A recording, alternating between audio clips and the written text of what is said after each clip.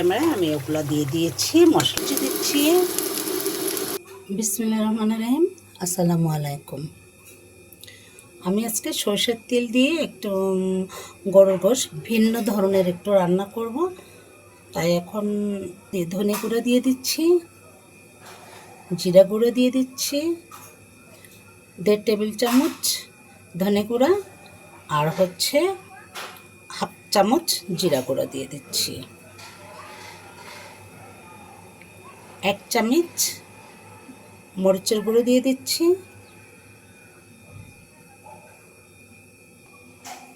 রসুন বাটা দিয়ে দিচ্ছি, আদা বাটা দিয়ে দিচ্ছি, একটু দই দিয়ে দিচ্ছি, টক দই,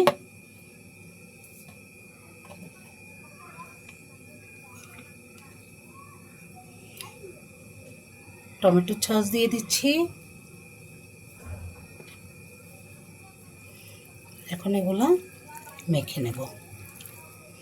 মেখে আমি ম্যারিনেট করে রেখে দেব।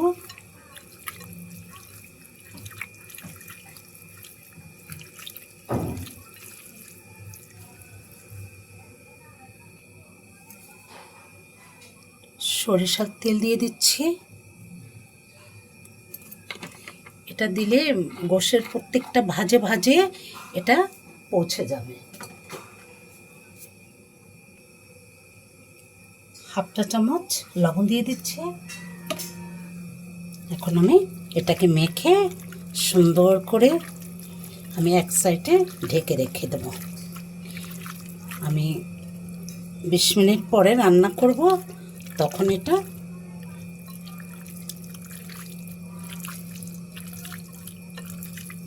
সাথেই থাকুন। অফ ক্যামেরায় মাংসটা কষিয়ে নিয়েছি, গোশটা হয়ে গেছে। প্রেসার কুকারে দিয়েছিলাম। এখন সরিষার তেল দিয়ে দিচ্ছি।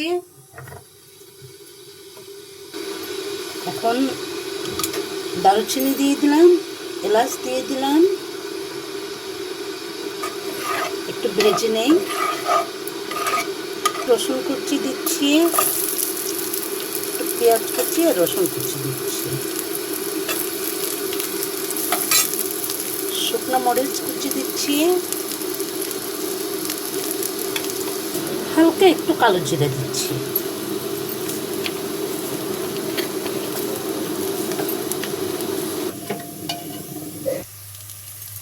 প্রেসার কুকারে রান্না করেছিলাম, এই গোশটা আমি এখন রেসিপিতে দিয়ে দেব।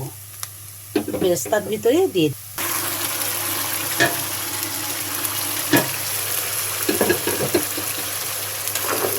আমি দিয়ে দিয়েছি। এখন আস্তে আস্তে এটাকে কিছুক্ষণ রান্না করে নেব।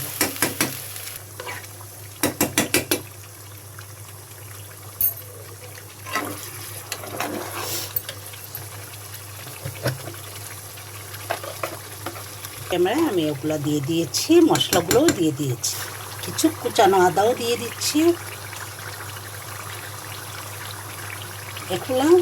এগুলোর ভিতর থেকে এখন সব কিছু এটার মেজাজটা বের হবে, অনেক ভালো লাগবে।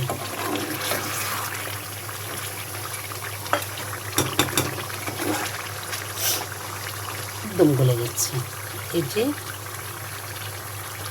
গলে গেছে, কিন্তু খুব সফট হয়েছে, ভেঙে যায়নি। হালকা হাতে নেড়ে দিচ্ছি তো, তাই ঘ্রাণ বাগারি গোশটা অনেক মজা। এভাবে রান্না করে খাবেন। কেমন হয়েছে ভালো লাগলে আপনারা সাবস্ক্রাইব, লাইক, কমেন্ট, শেয়ার করবেন। আর এভাবে একটু রান্না করে খাবেন মামনিরা আমার, দেখবেন অনেক ভালো লাগবে। আসলে একই জিনিস ভিন্ন ভিন্ন আইটেমের রান্নাটা আসলে এটাই তো উচিত, এক এক রান্নার এক এক টেস্ট।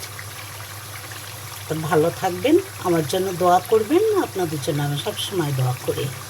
আল্লাহ আপনাদের ভালো রাখুক, আপনার সন্তানদের ভালো রাখুক, পিতামাতাদের, শ্বশুর শাশুড়িকে আল্লাহ সবাইকে সুস্থ রাখুক। আসসালামু আলাইকুম।